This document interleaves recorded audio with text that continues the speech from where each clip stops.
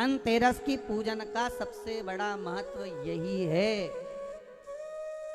अगर हमारे पास में जो है, हमारे को जो भगवान भोलेनाथ ने दिया है, हमको जो नारायण ने दिया है, उसी के अनुसार हम भगवान की सेवा करें।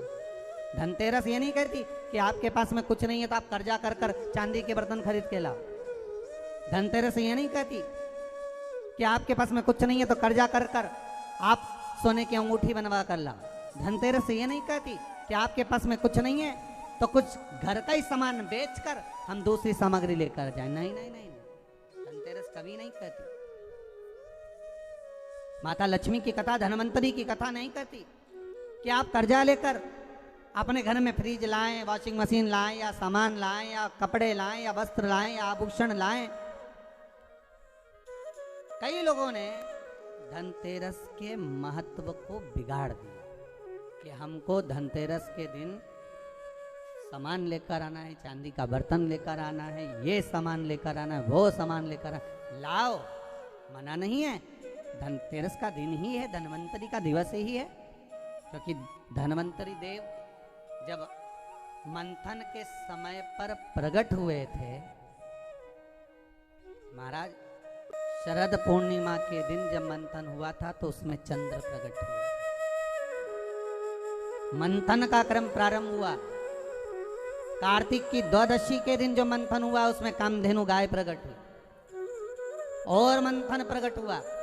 त्रयोदशी आई, धनवंतरी देव प्रकट हो गए, जिनके एक हाथ में शंख है, दूसरे हाथ में चक्र है, तीसरे हाथ में सुंदर औषधि है और चौथे हाथ में सुंदर अमृत का कलश है। स्वयं धनवंतरी देव प्रकट होते। और ये धनवंतरी है कौन? भगवान विष्णु का ही एक अंश।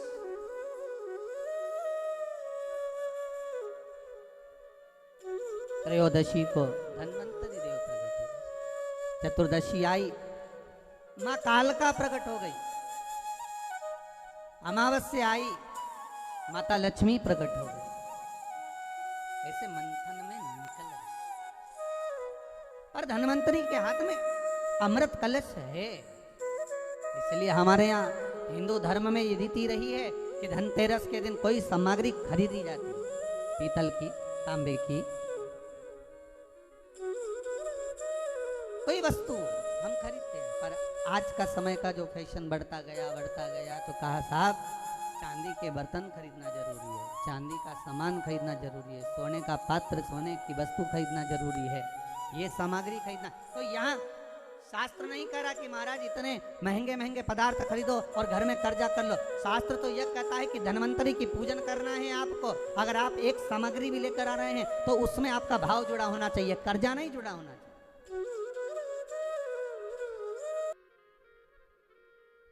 मेरा निवेदन रहेगा घर के बच्चों से भी, घर की माताओं से भी, घर की बहुओं से भी, घर की बेटियों से भी, आपके पिता, आपके घर के बुजुर्ग, आपके घर के बड़े, जिनकी जितनी सामर्थ्यता है और सामर्थ्यता के अनुसार अगर वो आपके यहाँ पर एक तांबे की एक प्लेट भी ला कर दे रहे हैं, तांबे का एक पात्र भी ला कर दे रहे हैं, एक छोटा सा वस्तु भी ला कर दे रहे हैं, तो आप समझना कि धनवंतरी देवता की कृपा हुई है और हमारे घर में आज ये वस्तु प्राप्त हुई है।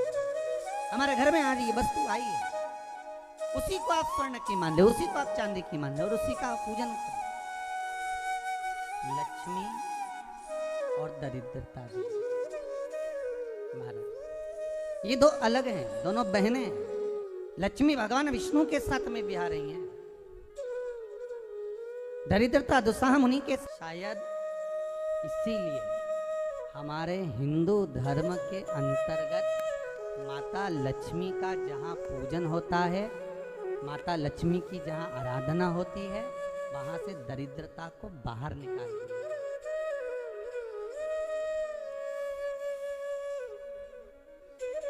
कितने दिनों पहले किसी के यहाँ 10 दिन, 15 दिन, 20 दिन पहले से सफाई का क्रम प्रारंभ हो जाता है।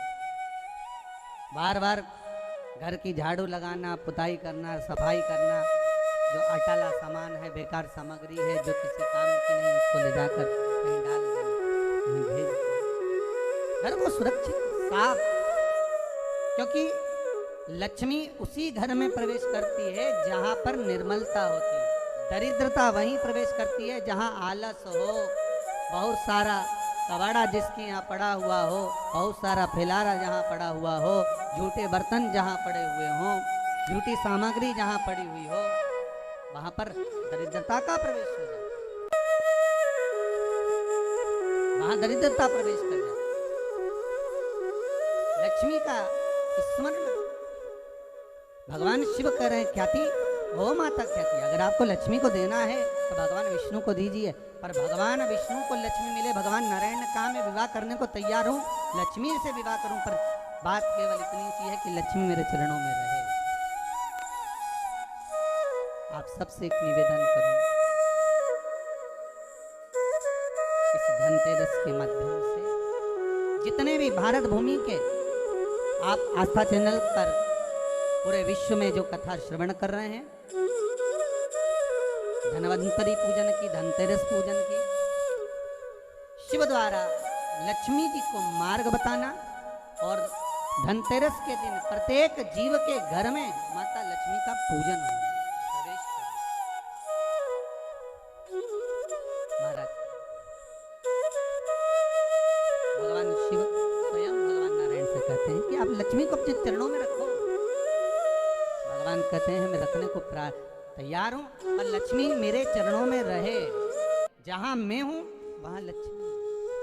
महाराज आप सबसे निवेदन है, घर में जितनी निर्मलता रखोगे, स्वच्छता रखोगे, जितना घर को साफ रखोगे, उतनी ही लक्ष्मी आपके यहाँ प्रवेश करेगी।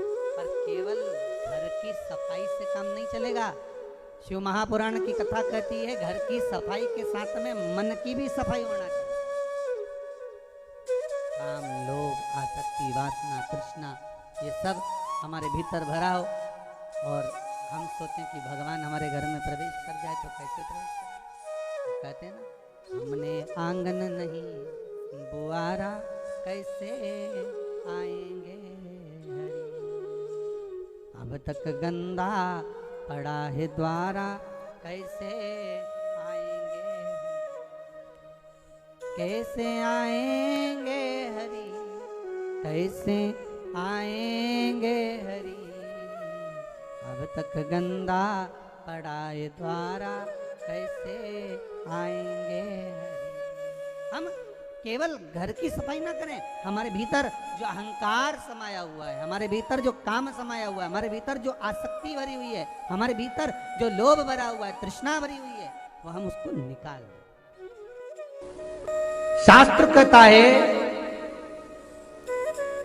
मंथन के समय पर जब शीतल तत्व की प्राप्ति हुई, उसमें बुआरी की भी उत्पत्ति हुई। ये जो झाड़ू को अपन लक्ष्मी पूजन के दिन पूजन करते हैं, बुआरी झाड़ू जो अपन लक्ष्मी पूजन के दिन रखते हैं, धनतेरस के दिन खरीदते हैं, रखते हैं, पूजन करते हैं, या अच्छे दिन देखकर उसको लाते हैं,